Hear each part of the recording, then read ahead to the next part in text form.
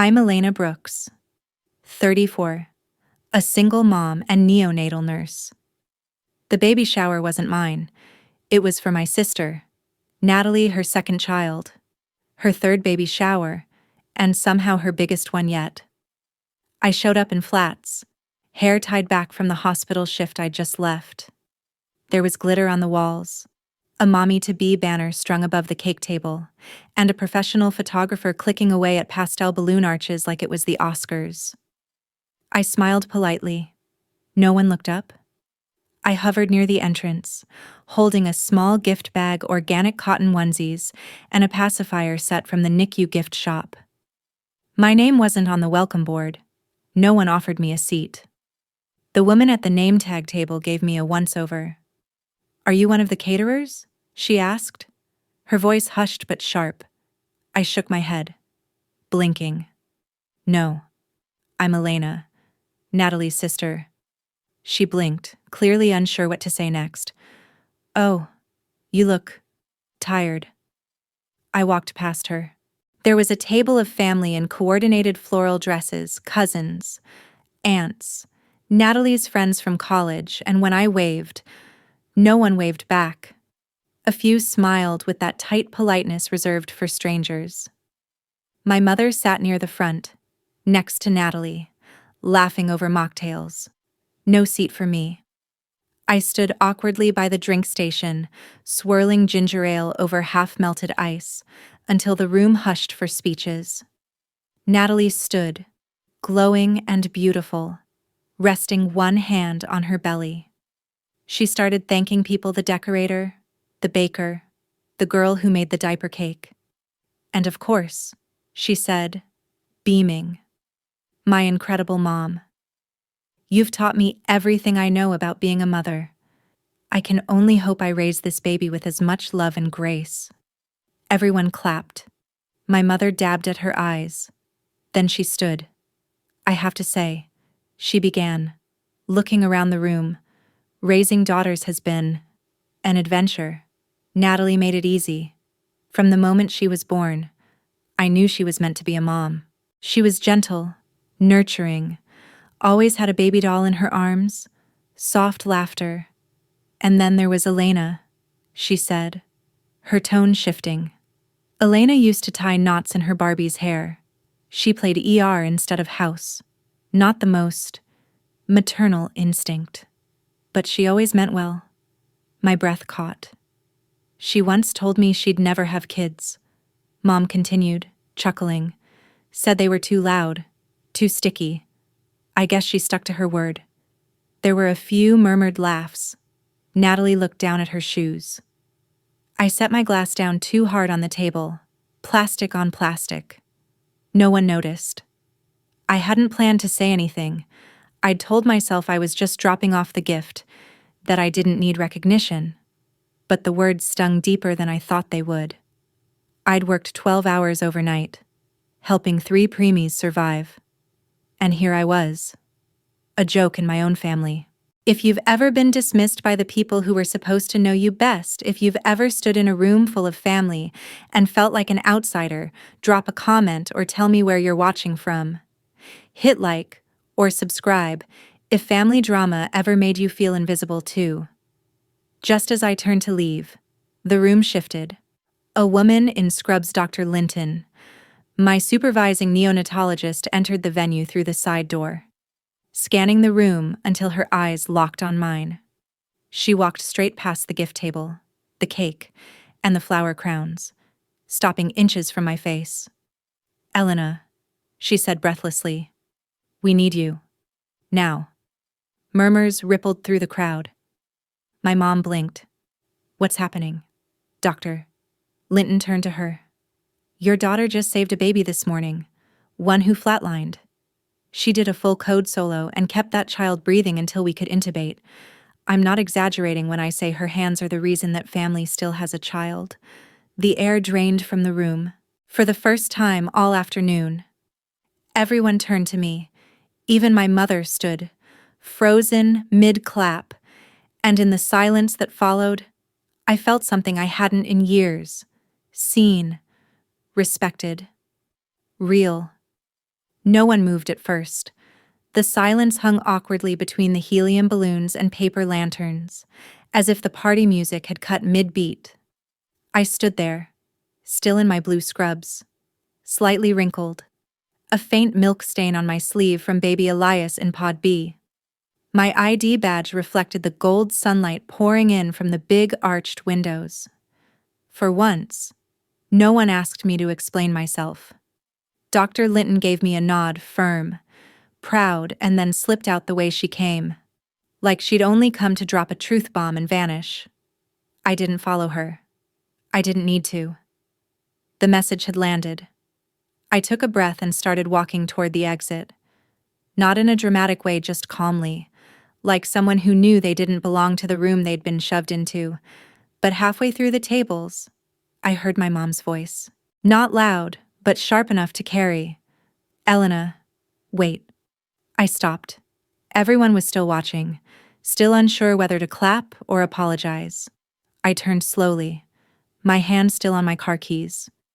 "You didn't tell me," she said, stepping closer, quieter now. "About the baby this morning." "I didn't think it mattered," I said, more tired than bitter. "You were busy making jokes about my parenting instincts." A few people shifted uncomfortably in their chairs. Someone coughed into a napkin. Mom blinked at me. "I didn't mean it like that."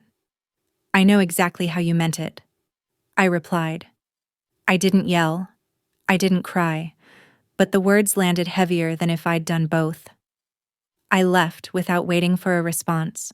Outside, the air was thick and warm. Summer was sliding into fall, and the maple trees along the parking lot were half dressed in orange. My car felt like a sauna when I opened the door. I sat behind the wheel for a minute before starting the engine, just breathing. The truth was, I had almost skipped the shower entirely. I'd even circled the block twice before convincing myself to park. Why did I go in? I think I still hoped for something acknowledgement. Maybe. Or just to not feel like a shadow at someone else's celebration. It had always been that way. Natalie was the soft one, the daughter who cried at weddings, brought handmade cards to every family event, remembered to text everyone happy birthday. I loved her. Truly. But I'd also grown up in her shade. I was the girl who dissected frogs with enthusiasm, who liked science more than socializing, who asked for a microscope when Natalie asked for a play kitchen. Our mom used to say, "Elena will change the world, she just might forget your birthday doing it." I thought it was meant as a compliment when I was younger. It wasn't. I became a nurse because it felt like something solid, something useful. I fell in love with neonatology during my residency. There was something sacred about those first few days of life, the quiet intensity of it. The miracle of lungs taking their first breath, of hearts adjusting to the outside world. I saw parents at their most fragile. I became the steady hands they needed. And then I had my son, Milo. He came early, 31 weeks. I was 28, working night shifts, eating too little and worrying too much. I didn't even know I was in labor at first. I thought it was just dehydration. I ended up delivering him 2 hours after arriving at the ER, surrounded by colleagues, tears running down my face, knowing exactly what the risks were. He spent 6 weeks in the NICU, the same one where I worked. That changed everything. They say it's different when it's your own child, and it is. I didn't get to hold him right away. I didn't know if he'd see properly, breathe properly, walk on time, speak clearly. But he made it. Tiny fists punching through all the odds, and when he finally came home wiry, serious-eyed, and surprisingly quiet, I told myself I'd give him everything. Not the loud kind of parenting, the steady kind. The kind that catches what's falling before anyone else sees it dropping. My mom never really bonded with him. She liked babies who giggled on cue, who hugged easily. Milo was slow to trust. He didn't coo on demand. He'd sit and line up his blocks in perfect color sequence, and Mom would say, Such a strange little boy, just like you were. The weekend after the baby shower, I got a text from Natalie. Hey, can we talk? I didn't answer right away. Not because I was angry, but because I didn't know how much of myself I was willing to explain. Again. But then she sent a second text. Mom feels awful. I think she's realizing some things. That made me pause. I agreed to meet at a park neutral territory. Milo came with me, his dinosaur backpack slung over one shoulder, a juice box in hand. Natalie was already there, sitting on a bench, one hand on her belly, the other shading her eyes. When she saw us, she stood. Hi, Milo, she said. He looked up, nodded once, and kept walking. He didn't do small talk. Natalie smiled faintly, then turned to me. I wanted to say I'm sorry. About the shower. About what Mom said. I shrugged. It's not new. No, she said, softer. But it's public now, and that matters. She hesitated. Do you know why Mom said those things I didn't answer? She's afraid, Natalie said, of how different we all turned out, of how much she didn't understand. She says those things because she can't control what she doesn't recognize. I exhaled slowly. That doesn't excuse it. No, she said, but it explains it. We sat in silence for a while, watching Milo organize pebbles on the slide's edge. I used to feel sorry for you, she said suddenly. Thought you chose loneliness. But then I watched you with Milo, and I realized you just protect what matters differently. I didn't know what to say to that. She reached into her tote bag and handed me a folded paper. What's this? I asked. It's from Mom, she said. She didn't want to call. She thinks she'll mess it up. But she asked me to give you this. I took it, hesitant. The paper was lined, the handwriting familiar and spidery.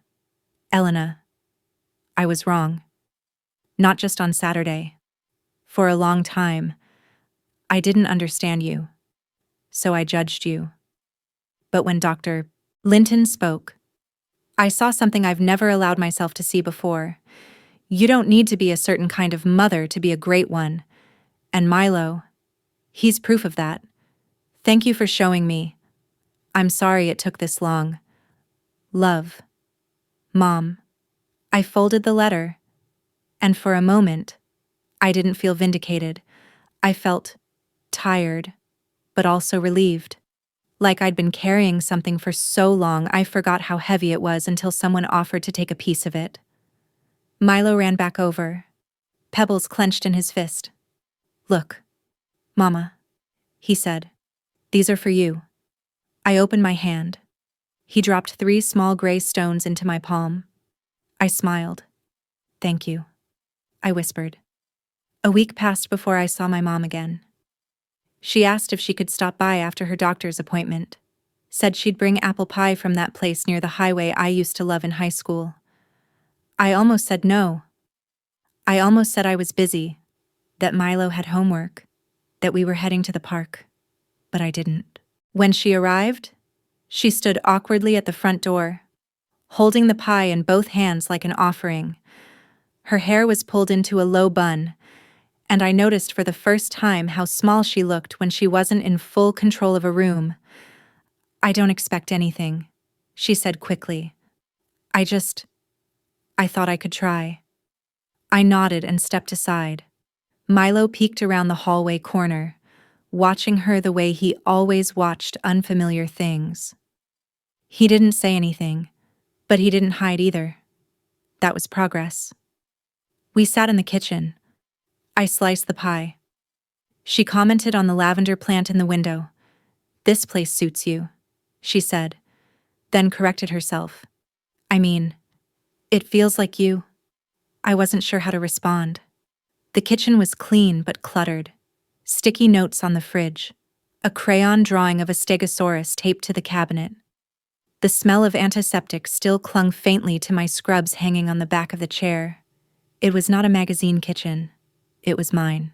You don't have to say everything perfectly, I said gently. You're here. That's enough. She nodded and looked down at her plate. I never knew how to reach you. Elena. I didn't need you to reach me, I said. I needed you to stand beside me, even when you didn't understand. She blinked quickly, eyes glassy. I was scared of doing it wrong. I sighed. So instead you did nothing. Milo walked in quietly and sat down beside me. He grabbed a fork, then paused. Can I have pie? Just a small piece? I said. My mom looked at him. Would you like some whipped cream on top? He looked at me. I nodded. He looked back at her. Okay. She moved slowly, deliberately, spooning a small cloud of whipped cream onto his plate. I used to make this for your mom when she was your age, she said. She never liked the crust. Milo frowned. I like crust. My mom smiled. Good. Someone in the family should. He took a bite, then got up and disappeared into the living room. My mom watched him go. He reminds me of you, she said. Not in the way he looks, but how still he is. How much he notices. He doesn't like crowds, I said. He doesn't like being touched unless he's ready. He needs things quiet sometimes. She nodded slowly, the weight of it finally settling in. And I made you feel like those things were wrong. I didn't respond. She looked back at me. I don't want to keep pretending I was a perfect mother. I want to learn who you are now, not who I thought you should be. I exhaled. That's a good start. We didn't hug. That would have felt like a performance. But when she left that afternoon, she looked at me like she was seeing a person, not a project. And that mattered more than pie or apology letters ever could.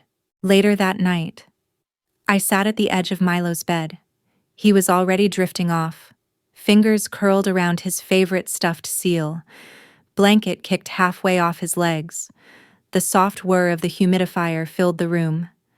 I smoothed the hair from his forehead. You did good today, baby, I whispered. You made Grandma smile. He murmured something I couldn't quite catch, half a sentence, half a dream. I kissed his temple and turned off the light. In the hallway. I stood for a long time outside his room, fingers grazing the doorframe. I thought of all the nights I had cried quietly on this same spot after his fevers, his silent tantrums, his first evaluation, when I'd wondered if I was doing this right, if I was enough. I had never needed to be a perfect mother, just a present one. 2 months later, Natalie went into labor. It was early, not dangerously so, but enough to raise concern. Her husband was out of town at a tech convention. She called me from the hospital. Elena, she said, voice trembling. They're trying to delay it, but I'm scared. I don't know what I'm doing. I was already grabbing my coat. I'm on my way. When I arrived, she was in a birthing suite, alone except for a nurse checking the fetal monitors. She reached for me instinctively, eyes red. They say it might take hours. That's okay, I said. We've got hours. I pulled up a chair beside her, held her hand through every minute, when her contractions worsened and she whimpered through the pain. I adjusted her oxygen. I knew the sounds, the signs. I didn't flinch. You're doing so good, I said, over and over, even when she didn't believe it. When the baby finally came, a tiny, wriggling girl with a mop of wet dark hair, I was the one who cut the cord.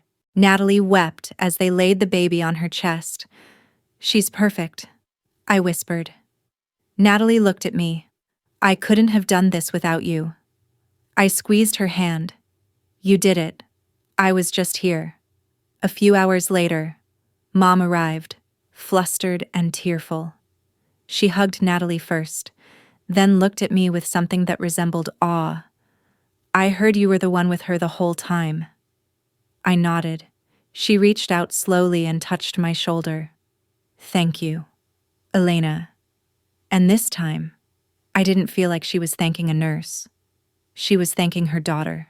Milo met his new cousin a few days later. He stood beside her bassinet, peered in, and whispered, "She's so small, she was just born." I told him, "You were that small once, too." He made a face. "No way." Natalie smiled from her hospital bed. "Want to hold her?" Milo hesitated, then looked at me. "It's okay," I said. "I'll help you." I guided his arms, showed him how to cradle her head. He sat quietly, watching the baby squirm and yawn. "She smells like milk," he said. Natalie laughed. "She does." For a brief, silent moment, the room felt full of something I hadn't felt in years. Warmth, recognition, balance. Natalie looked at me, and I saw it in her face, not just gratitude, but understanding. She saw me as I was now. Not a sister who had taken a different path, but a woman who had built her own kind of motherhood, and for the first time, that felt like enough. That night, as I folded laundry in the living room, Milo patted in wearing his socks wrong side out. "Mom." "Yeah." "Baby. Do people think you're a good mom?" I blinked. "Why do you ask?" "Because I think you are." I smiled and opened my arms. He climbed into my lap, limbs gangly and warm. "I think you're the best kind," he added, like a quiet superhero. I held him tighter than I meant to. "Thanks," I whispered. "That means everything." We sat like that for a long time, not because something was broken, not because something had to be fixed, but because love doesn't always arrive with applause or declarations. Sometimes, it just climbs into your lap and calls you a superhero. 3 months after Natalie gave birth, everything quieted down. The house was filled again with routine. Milo's lunchbox missing its lid, the squeaky dryer door that I kept meaning to fix. Notes on the fridge reminding me to renew his school health forms. Life had returned to a kind of normal. But it wasn't the same kind of normal as before. Something in the air between me and my family had shifted. Softer, maybe, or just less hollow. Natalie texted every few days now, sending photos of the baby in frilly onesies or complaining about sleepless nights. "How did you survive this?" she once wrote at 3 a.m. I replied with, "One cold coffee at a time." We laughed more, compared rashes and spit up, swapped diaper brands like war stories. But underneath, I could still feel a part of myself holding back. I wasn't ready to ask for more. I wasn't sure how deep the change ran, or if it would last. Then came Thanksgiving. We hadn't done one all together since Dad passed. The holidays had grown scattered after that. Mom at Natalie's, me working extra shifts at the hospital, Milo and I eating pumpkin soup in pajamas. It had been easier that way. But this year, Natalie insisted. "You should come," she said over the phone.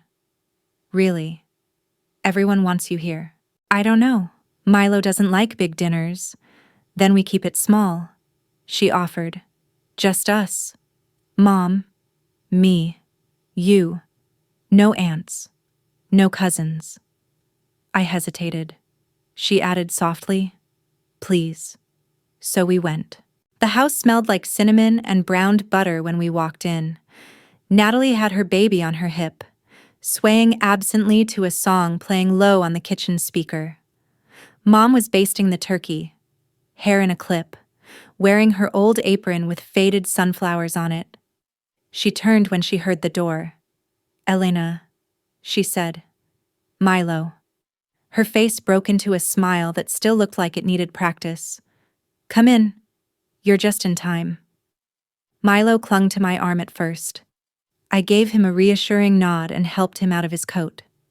There was a kid's table set up in the corner, 2 chairs, a tray of crayons, and a placemat with a crossword puzzle shaped like a turkey. She'd printed one for him, It was such a small detail, but it stopped me cold. You made this for him. Mom looked almost embarrassed. Natalie said he likes puzzles. He does. I said, surprised. I helped him get settled. He picked up a blue crayon without looking up and got to work on the word feast. Dinner was quieter than usual, but not in a bad way. There were no backhanded compliments, no barbed jokes, no comparisons. At one point, Natalie's baby started fussing. She stood to go bounce her. But before she reached the carrier, Milo slipped off his seat and walked over. I can try, he said, soft and serious. Natalie paused. Are you sure? He nodded. She lowered the baby into his arms carefully, and I knelt beside him, watching. Milo held her like she was made of breath and silk, eyes wide and focused. Like this, he asked me. Exactly like that. I whispered. My mom wiped her eye with a napkin. No one said anything for a long time. After dessert, Mom pulled me aside into the hallway. The lights were dimmer there. You could hear the hum of the refrigerator and the occasional coo from the baby monitor. I've been reading, she said, about kids like Milo, about sensory processing, about parenting styles that aren't mine. I stared. I wish I had done that when you were little, she said. It would have helped, I said. Not to punish her, just to be honest. She nodded. I know. I think I assumed love meant pushing. You never needed pushing. Did you? I needed listening. She sighed and leaned against the wall. I don't know how to go back, she said. But I'd like to go forward, if you'll let me. I looked at her. Really looked. Her hair had gone gray near the temples. She had fine lines around her mouth that I hadn't noticed before, and there was something else, something rawer in her face now. Less armor, I think, I said slowly. You're doing that already. She touched my arm, then let her hand drop. Will you come next month to the Christmas thing? I nodded. We'll come. We stood in silence for a moment. Then Milo appeared at the end of the hallway, holding his paper placemat. Grandma, he asked. You spelled gravy wrong. She laughed. Well, that's embarrassing. He handed it to her. She studied it. You're right. You're very observant. I know, he said proudly. She winked. Just like your mom. That night, driving home, Milo stared out the window. I liked Thanksgiving, he said after a while. Yeah, I liked that the baby didn't cry when I held her. You were very gentle. He smiled faintly. Do you think I could be a doctor? I looked at him in the rearview mirror. His eyes were half-lit, sleepy but curious. You can be anything, I said. But yeah, I think you'd be a great doctor. He nodded and went quiet again. A week later, I was at work when we got an emergency call from another hospital. A newborn had aspirated during delivery. They needed our NICU team immediately. I joined the transport. When we arrived, the baby's mother was still in the ICU, unaware her child had been airlifted. The father met us in the hall, shaking. I held the incubator steady as we transferred. As we rode back in the ambulance, the baby's heart monitor dipped. I kept a hand on the chest, guiding compressions. Stay with me, I whispered, over and over, like a prayer. We made it back, stabilized, intubated. I watched the father sink to his knees in relief. His whole body collapsed in gratitude. Later, as I removed my gloves and walked out the room, a young nurse turned to me. How do you stay calm? She asked. You never flinch. I smiled, tired but firm, because I know what it's like to hold something fragile and not let it break. She nodded slowly. I want to be like that. I didn't say anything else, but when I got home that night, Milo was asleep in my bed, curled up under my robe. He'd been waiting. My mom had babysat him and left a note on the kitchen counter. He asked for your blanket, said it smelled like safety.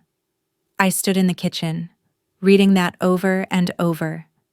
Then I folded the note and slipped it into the drawer where I kept his hospital ID bracelet from the NICU.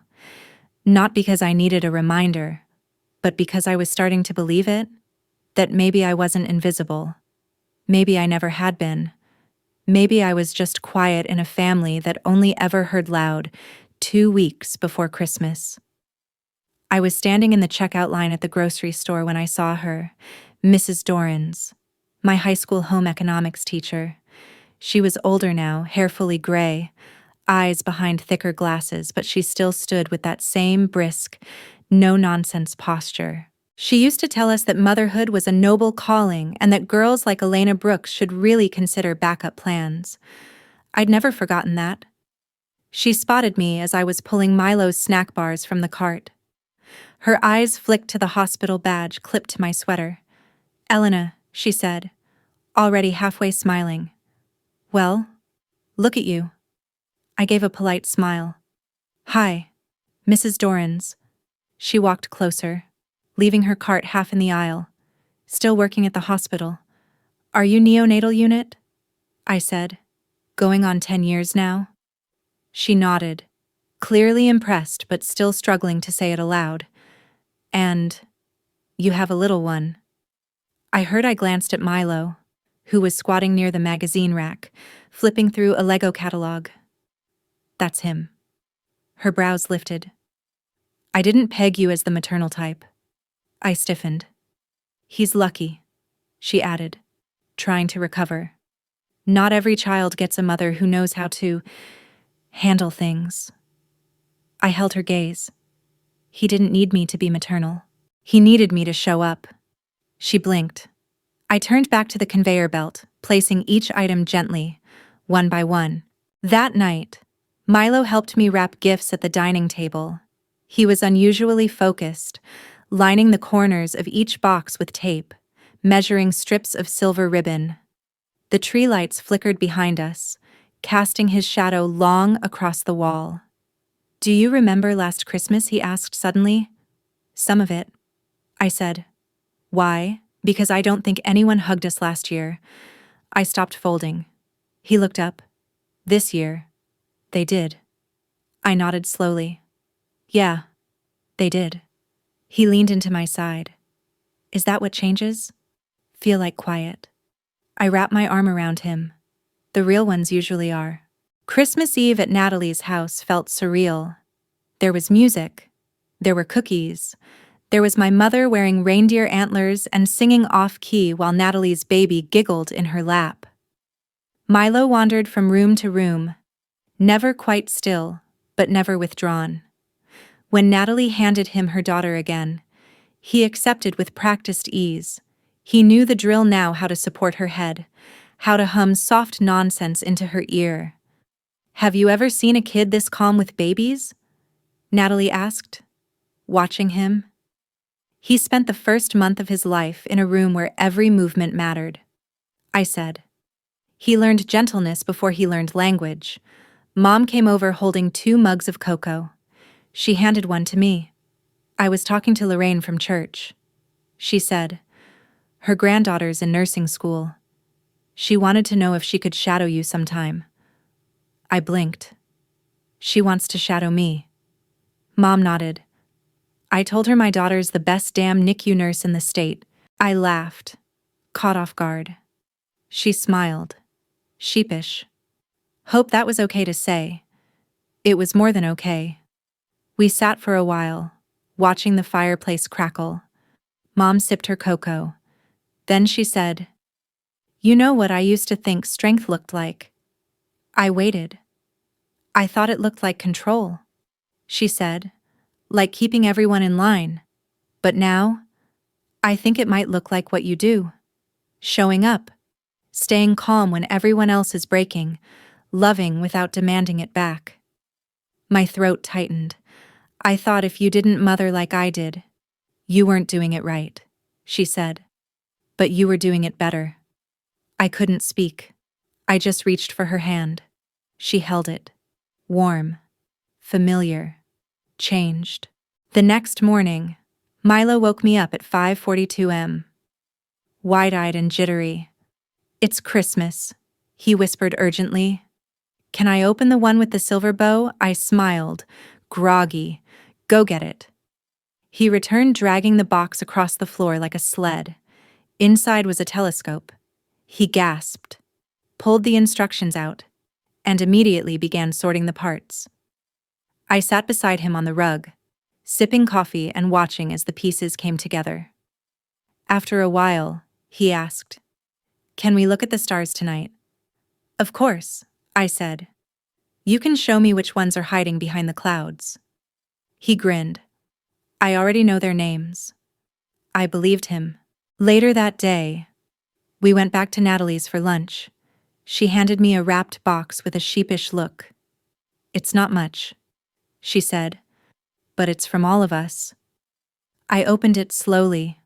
Inside was a simple black frame with a white mat inside that, a photo I hadn't seen before. It was taken at the hospital.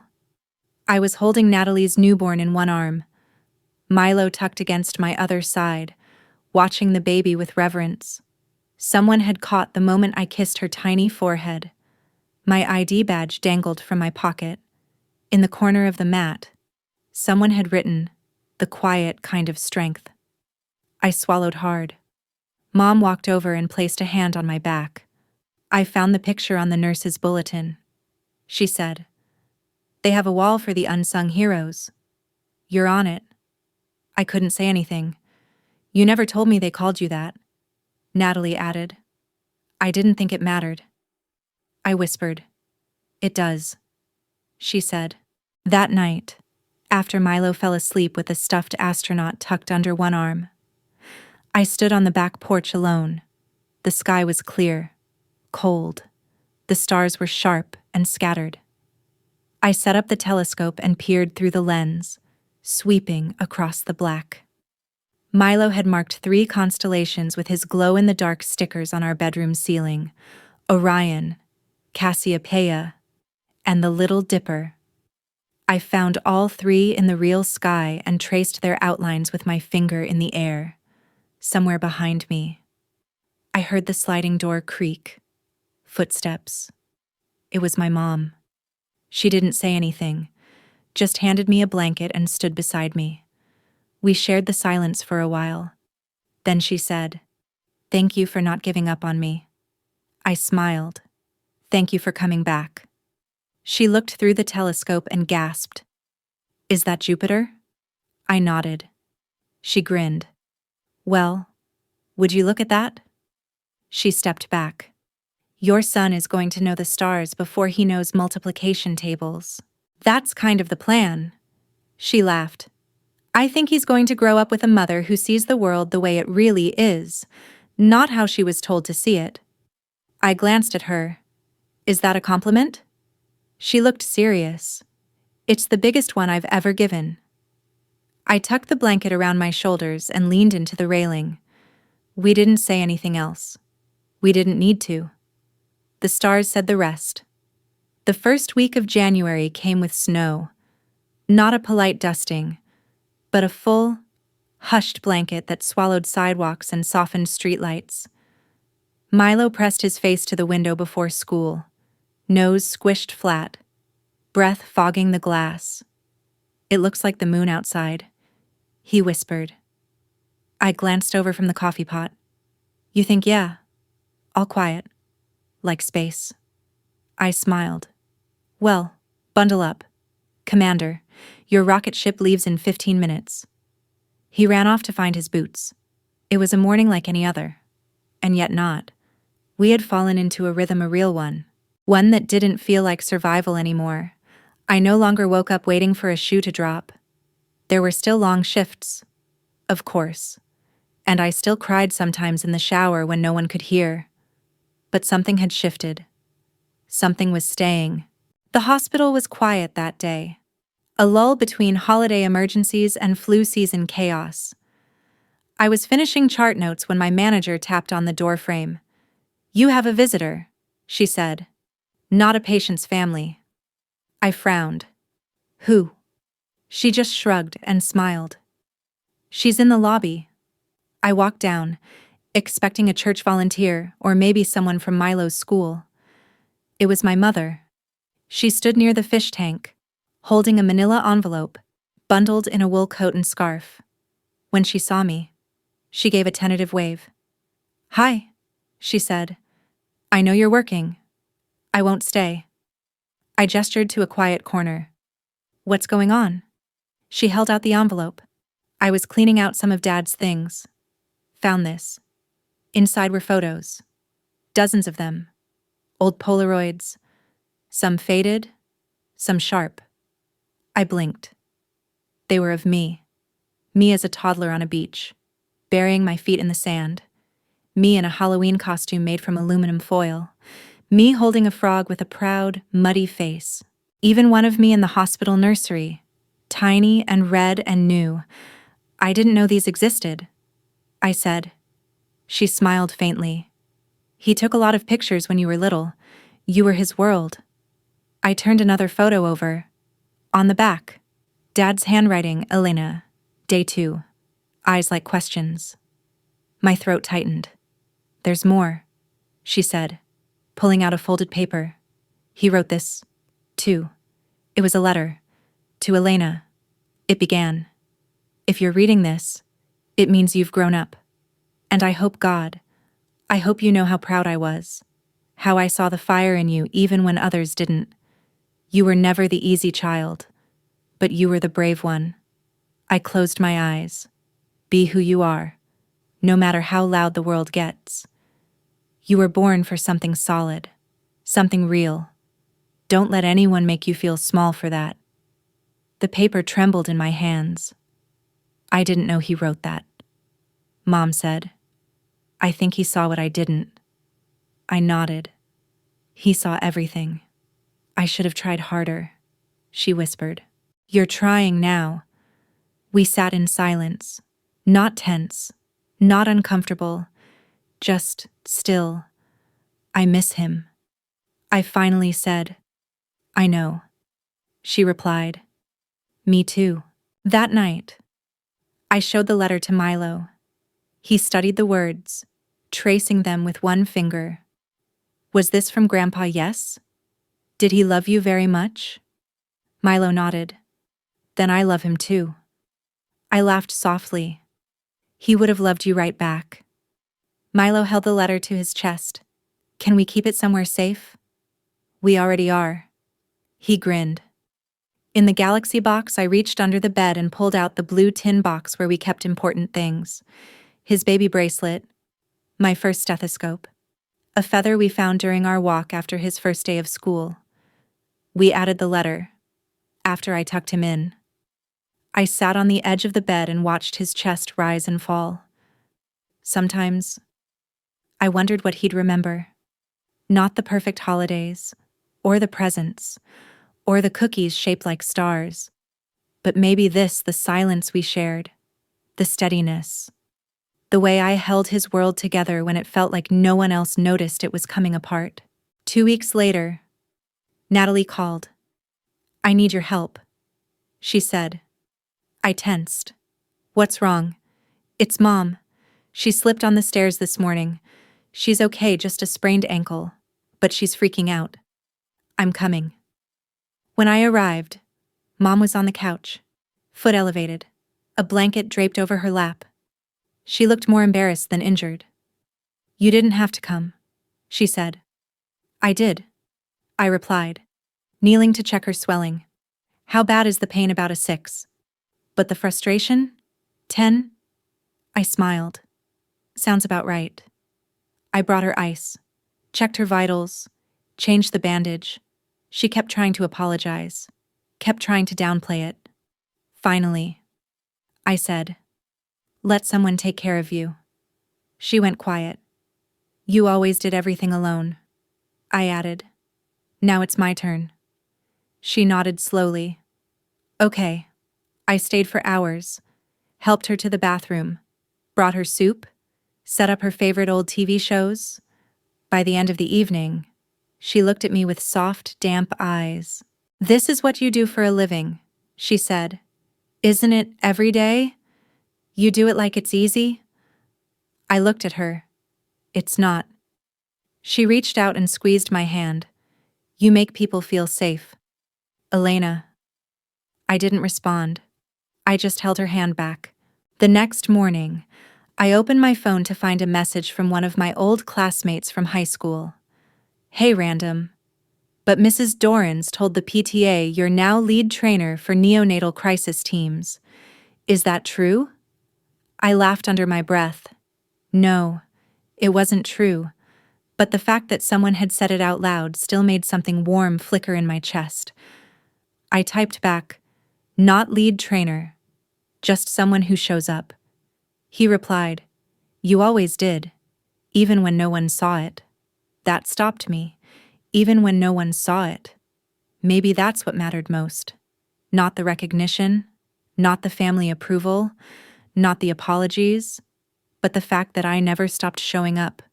For Milo, for my patients, for myself, and maybe, finally, for my mother. One night, near the end of January, Milo had a nightmare. He came into my room, climbed under the covers, and pressed his face into my side. I dreamed the stars went out. He whispered. I kissed his hair. They didn't. He shook his head. But I couldn't see them. Even when you can't see them. I said, "They're still there. They're just behind the clouds." He was quiet for a long time. "Are you a star?" he asked. "No, baby." "Then how come you're always here?" I closed my eyes. "Because I made a promise," I whispered, "to never leave you in the dark." He wrapped his arms around my waist. And for a long time, neither of us said anything at all. Just the sound of wind tapping gently against the window. Just the steady breath of two people who had survived each other and still stayed. By early February, the snow had turned to slush, and Milo's boots lived permanently by the front door wet, muddy, smelling faintly of earth and after-school adventures. I'd stopped trying to tidy the entryway. I liked seeing the little messes he left behind. They reminded me he was growing, that time was passing, that I was doing something right without anyone needing to say it. On a quiet Saturday afternoon, I found an envelope in our mailbox with no return address, just my name, printed in clean block letters. I opened it slowly on the kitchen counter, expecting maybe another medical bill or school fundraiser. But inside was a short note, "Ms. Brooks. You may not remember me, but I remember you. 12 years ago, I lost my son at 29 weeks. You were the nurse who held my hand while I screamed. You sang to him while we said goodbye. You stayed after your shift just to sit with us in the dark. We never forgot you. This month, my daughter is donating to the hospital in your name because you made something terrible bearable. Thank you." There was no signature. Just a line at the bottom. Some people are mothers to more than their own children. I leaned against the counter, letter pressed to my chest, and cried. It wasn't loud. It wasn't dramatic. It was the kind of cry that sneaks out after years of holding in too much, a soft, grateful ache that filled the space where doubt used to live. That evening, I told Milo we were going on a little adventure. He grinned. "Are we using the telescope?" "Not tonight," I said. "Tonight, we're taking stars to someone else." We drove to the hospital in the quiet dark, a Tupperware of cookies on his lap, and one of his drawings in my purse, an abstract, squiggly thing titled "Light You Can't See." He said it was inspired by the idea that some people shine where others forget to look. We stopped by the NICU nurses' station. I handed the cookies over, laughed through a round of teasing from the night shift crew, then taped Milo's drawing to the bulletin board by the entrance. "Your art is in the place I work," I told him. He beamed. "Does that mean I'm famous?" "Absolutely." As we walked back to the car, he reached for my hand. "Do you like being a mom?" I thought about it, then said, "I love being your mom." He nodded solemnly. "I think I picked the right one." The next day, I visited Mom.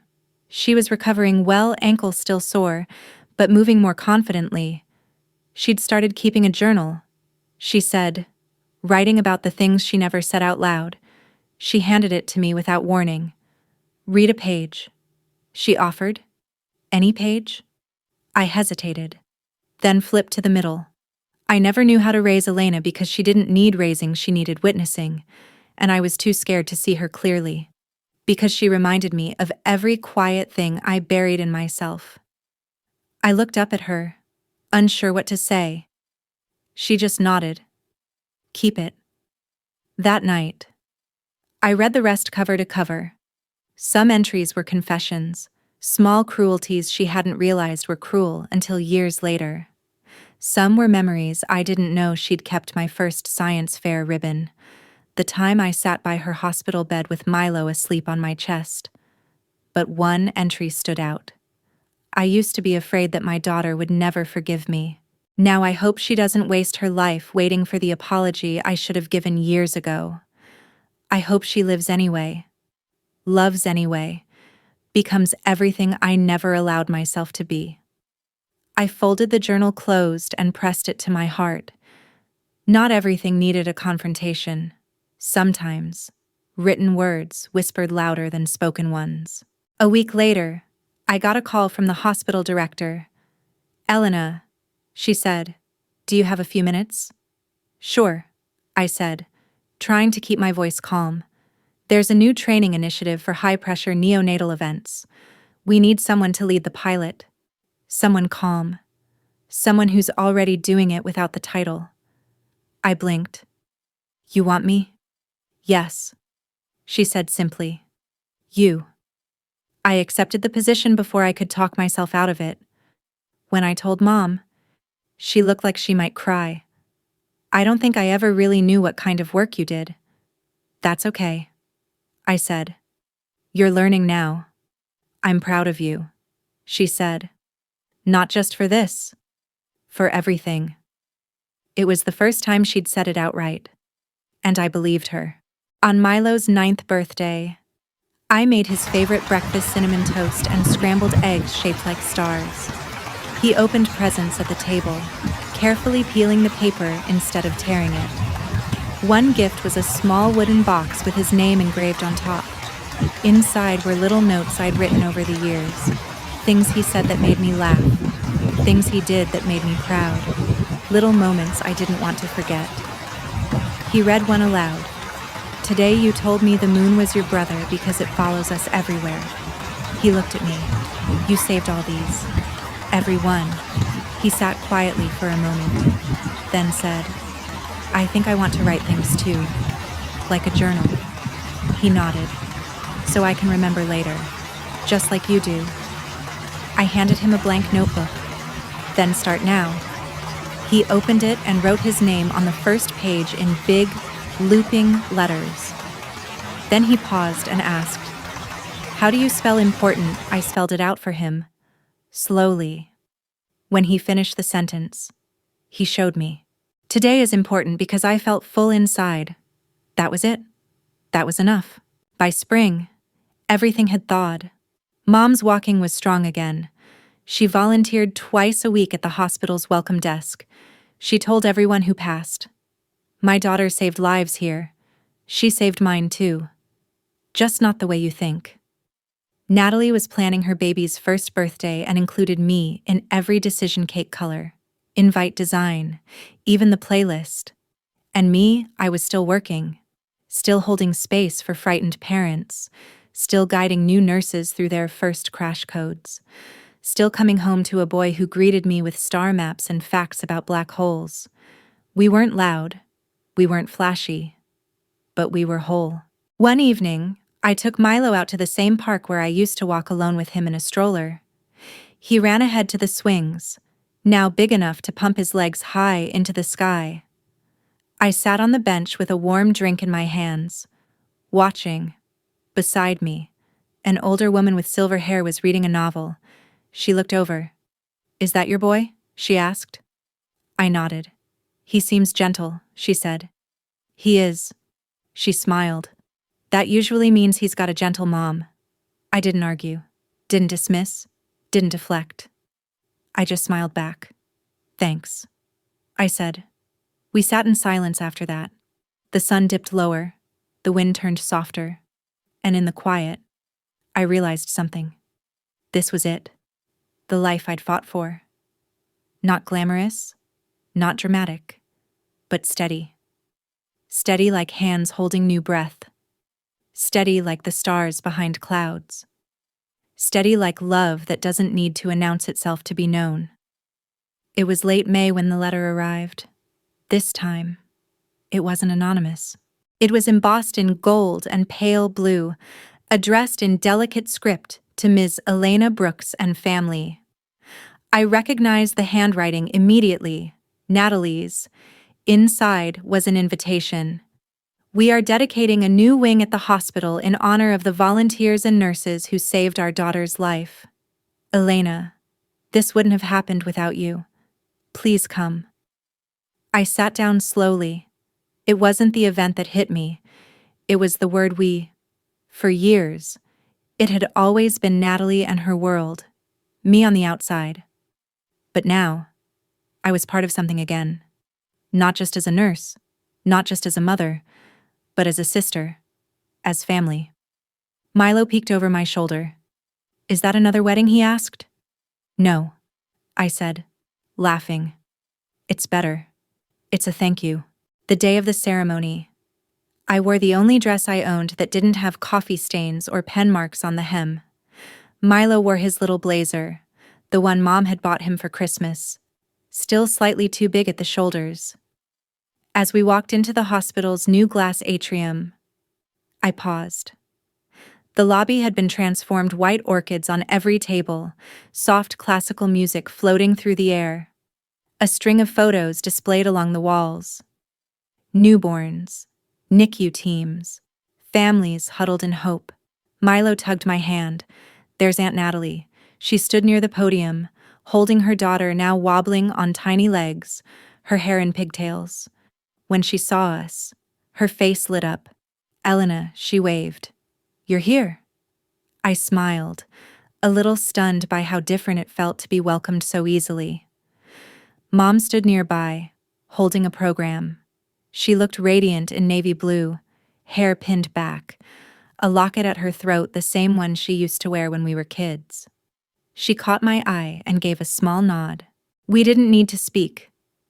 The ceremony began. Natalie stepped up first, her voice calm and sure. "When our daughter was born early, we were terrified. Nothing prepares you for the moment your child comes into this world struggling to breathe. But we weren't alone." She looked at me. "We had Elena." I felt Milo's hand tighten around mine. "She didn't just save my daughter's life," Natalie continued. "She saved mine, with steady hands, with calm words, with the kind of love that doesn't need attention, it just shows up. Always." People turned toward me. I swallowed hard. "This new wing," Natalie said, "is dedicated to the hands that hold us up when we can't hold ourselves." The crowd clapped. Cameras flashed. Someone sniffled. Then, from behind the podium, Natalie lifted a velvet cloth from a gold plaque on the wall. It read, "The Elena Brooks Family Wing in honor of those who care quietly and love fiercely." I couldn't move, couldn't breathe. Milo looked up at me. "They named it after you." "I see that," I whispered, stunned. Mom stepped forward and looped her arm through mine. "You deserve every letter of it." Afterward, we stood outside by the fountain. The sun was warm, birds hopping between benches, children darting across the courtyard in dress shoes and flower crowns. Mom sat beside me, watching Milo chase bubbles with Natalie's daughter. "You know," she said, "I used to think legacy meant money, or houses, or heirlooms. I looked at her. But now, she continued, I think it's this, being remembered for how you made people feel. I nodded. That's all I've ever wanted. You've already done it, she said, without ever needing applause. There was a long pause. Then she added, but I'm glad you're getting it now. I smiled. Me too. That night, after the ceremony, we went home exhausted. I tucked Milo into bed and sat beside him for a moment longer than usual. Today was weird, he said. Weird how people said your name a lot. I laughed. They did. I think you're kind of famous now. Maybe a little. He rolled onto his side, clutching his stuffed seal. Are you going to be different now? No, I said. I'm still your mom. Good. He mumbled. I like you like this. I brushed his hair back. Me too. He drifted off before I finished my sentence. The following week, Natalie invited us to the park. It was a warm Sunday. Sun filtered through tall green oaks, kids shrieking on the slide, lemonade in plastic cups. Natalie sat under a tree with a blanket spread out, her daughter babbling nonsense and chewing on a teething ring. Milo brought his telescope, of course, and tried to explain to Natalie's daughter how planets work. She looked at him with utter confusion, then giggled. He's gonna be a weird but brilliant adult, Natalie said. Just like me. I grinned. She nudged my shoulder. Exactly like you. We sat in the dappled shade for a long time, not needing to fill the quiet. Eventually she asked, Do you think Mom's really changed? I thought about it. She's learning, I said. That's enough for now. Natalie nodded. I didn't used to understand you either, she admitted. But now I think I always needed you to be stronger than me, so I wouldn't fall apart. I didn't know what to say, so I just leaned my head on her shoulder. We stayed like that until the sun dipped low. One evening in June, after a long shift, I walked into Milo's room to find him asleep with a notebook spread across his chest. It was the journal I'd given him. I gently lifted it to close it, but curiosity got the better of me. I flipped to the last page he'd written. My mom is not like other moms. She doesn't yell when I spill stuff. She doesn't make me hug people. She doesn't forget things about me. She just listens and fixes things. And when she can't fix it, she sits with me until it's not scary anymore. That's what I think love is. Just staying. I closed the journal and placed it beside his bed. Then I sat in the dark and cried again. Not because I was sad, but because he saw me. He really saw me. And that was everything I never knew I needed. The next morning, I stood at the kitchen window, watching the world wake up. Bird song, a jogger, someone dragging their trash can to the curb, the sound of cereal hitting a bowl behind me. Milo came up beside me, balancing a spoon on his nose. You're staring at nothing. I looked down at him. I'm staring at everything. He shrugged. Same thing, I guess. He sat at the table, legs swinging, chomping away. I turned back to the window. The world had never changed much, but somehow, I had.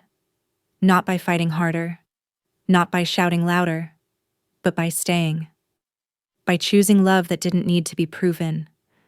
By building a life quiet enough to hold both pain and peace.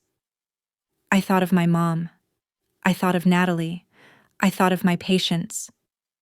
And of the tiny baby I once held in an ambulance, praying with each breath. Then I thought of Milo, the boy who once barely spoke, now explaining constellations and journaling about love, and I knew, without doubt or hesitation, I had done it. I had become the mother I needed, not the one I was told to be, just the one who stayed.